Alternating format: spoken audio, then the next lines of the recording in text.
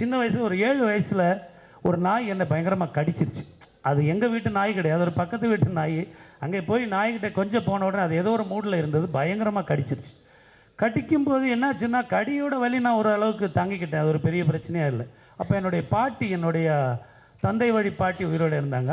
அவங்க வந்து நாய் கடித்த இடம் கொஞ்சம் அப்படியே பார்த்துட்டு, பயங்கரமாக கடிச்சிருக்கேன் நீங்கள் வான்னு சொல்லிவிட்டு அந்த அடுப்பில் இருந்து ஒரு விறகு வந்து எரிஞ்சிட்டு இருக்கிற ஒரு விறகு குச்சி ஒன்று எடுத்துகிட்டு வர்றாங்க.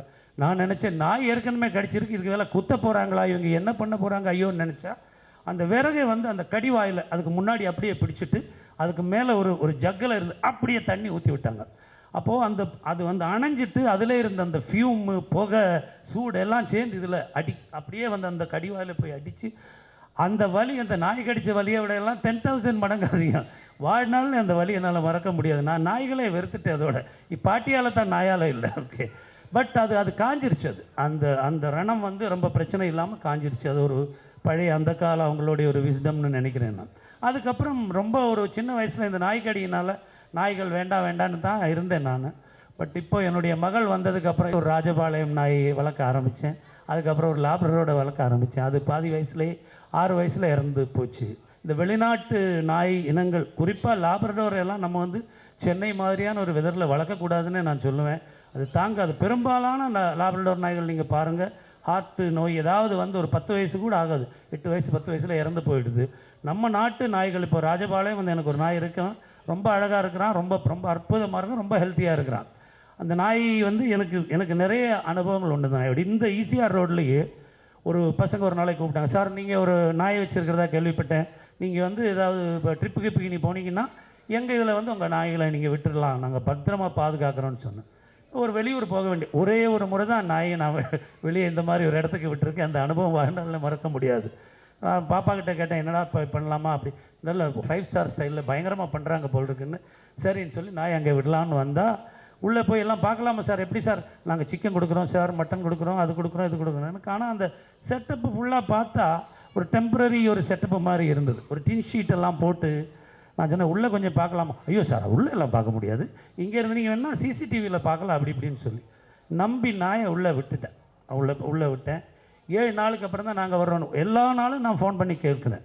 அதாவது ஒரு செல்லப்பிராணியோடு உங்களுக்கு இருக்கக்கூடிய உறவு என்பது ஒரு குழந்தையோடு உங்களுக்கு இருக்கிற உறவை விட ரொம்ப மேலானது அது. ஏன்னா ஒரு குழந்தை தனக்கு வலிக்குதுன்னு அதால் சொல்ல முடியும்.